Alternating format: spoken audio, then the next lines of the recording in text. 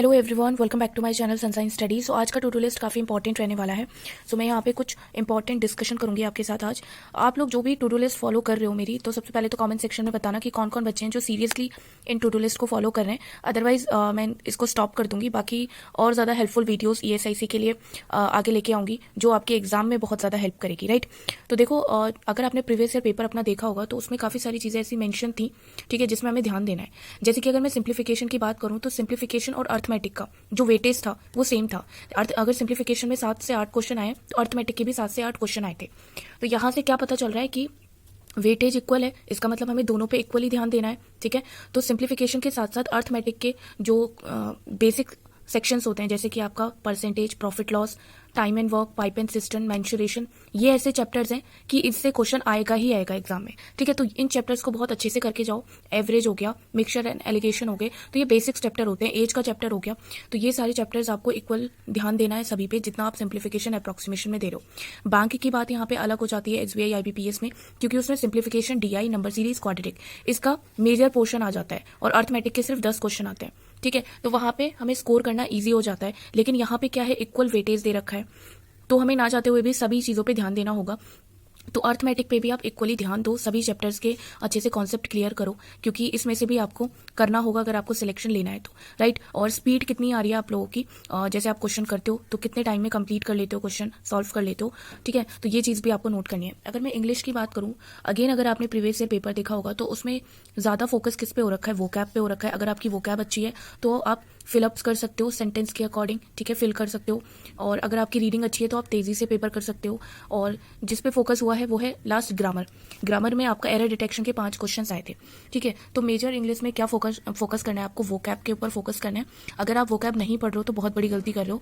2 PDF English माध्यम की अगर आप द हिंदू पढ़ रहे हो तो वो भी ठीक है, बट आपको वोकैब भी रीड करनी है, ध्यान देना है, क्योंकि 10 क्वेश्चन आपके फिलअप से ही आए थे लास्ट ईयर। और बाकी पैराजंबल्स जरूर करो, पैराजंबल्स के इंपॉर्टेंट क्वेश्चन है, 5 सेट आएंगे आपके इसके, तो पैराजंबल्स की प्रैक्टिस भी करो साथ में, कैसे सेंटेंस को रीअरेंज करते हैं। तो मेन फोकस आपका इंग्लिश में क्या रहेगा, वोकैब, ग्रामर और पैराजंबल।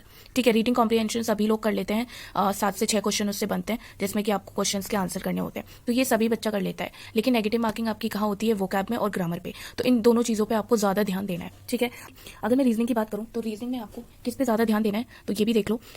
इनइक्वालिटी, अल्फान्यूमेरिक सीरीज, सिलॉग्स, ये सारी चीज़ें तो सभी करके आते हैं, बट मेन चीज़ कहाँ होती है आपकी, पजल और सिटिंग अरेंजमेंट। ठीक है, इसके लिए थोड़ा ये टाइम टेकिंग हो जाता है, तो जितना ज़्यादा आप पजल और सिटिंग अरेंजमेंट की प्रैक्टिस कर सकते हो उतना ज़्यादा आप लोग को प्रैक्टिस करनी है बुक से या टेस्ट सीरीज से या फिर स्मार्ट किताब से आप निकाल लो। न्यू जो सीरीज आई है, flat floor based linear arrangement, तो ये सारी चीज़ें आपको करनी है।